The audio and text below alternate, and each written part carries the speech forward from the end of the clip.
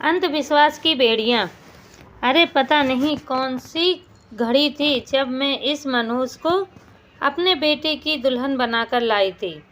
मुझे क्या पता था कि यह कमबख्त बंजर जमीन है। अरे एक से बढ़कर एक लड़की का रिश्ता आ रहा था। भला बताओ, 5 साल हो गए इंतजार करते हुए, बच्चा ना पैदा कर सकी, बाज कहीं की। मेरी सास लगातार बड़बड़ाए जा रही थी। उनके जहरीले शब्द पिघले शीशे की तरह मेरे कानों में पड़ रहे थे। यह कोई पहला मौका नहीं था।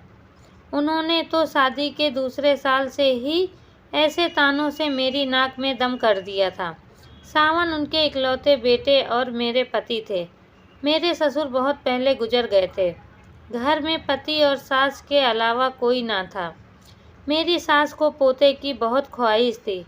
वो चाहती थी कि जैसे भी हो मैं उन्हें एक पोता दे दूं। मैं 2 बार लेडीज डॉक्टर के पास अपना चेकअप करवा चुकी थी। मैं हर तरह से सेहतमंद थी।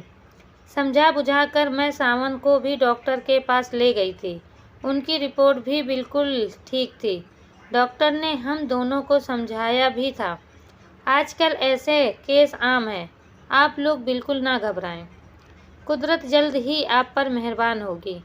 डॉक्टर की ये बातें हम दोनों को समझ चुके थे, लेकिन मेरी सास को कौन समझाता। आए दिन उनकी गाज मुझ पर ही गिरती थी।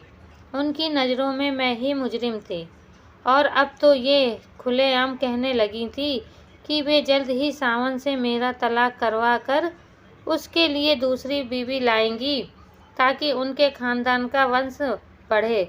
उनकी इन बातों से मेरा कलेजा छन्नी हो जाता। ऐसे में सावन मुझे तसल्ली देते, क्यों बेकार में परेशान होती हो, माँ की तो बड़बड़ाने की आदत है। आपको क्या पता, आप तो सारा दिन काम में होते हैं, वे कैसे कैसे ताने देती हैं। अब तो उन्होंने सबसे यह कहना शुरू कर दिया है कि वे हमारा तलाक करवा कर आएंगी और आपके लिए दूसरी बीवी लाएंगी।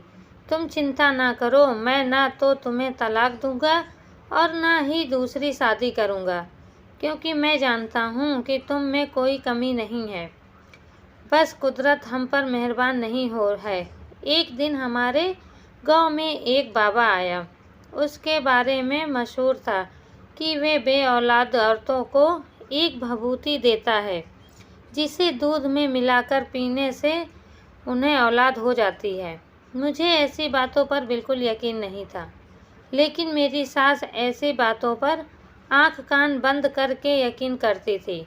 उनकी जिद पर मुझे उनके साथ उस बाबा के आश्रम जाना पड़ा। बाबा 30-35 साल का हट्टा कट्टा आदमी था। मेरी सास ने उसके पांव छुए और मुझे भी उसके पांव छूने को कहा। उसने मेरे सिर पर हाथ रखकर आशीर्वाद दिया।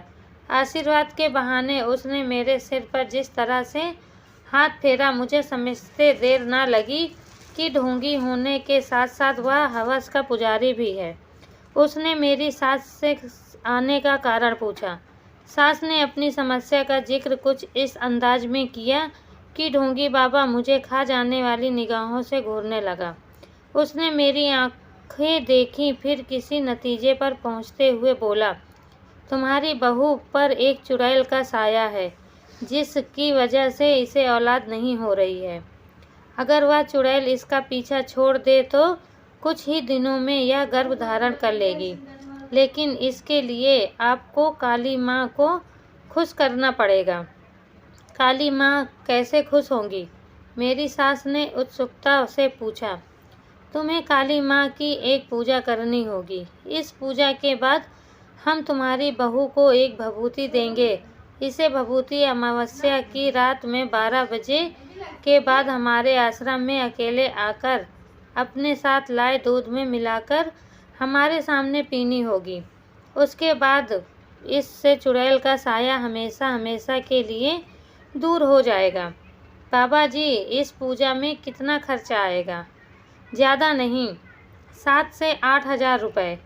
मेरी सास ने मेरी तरफ ऐसे देखा मानो पूछ रही हूँ कि मैं इतनी रकम का इंतजाम कर सकती हूँ।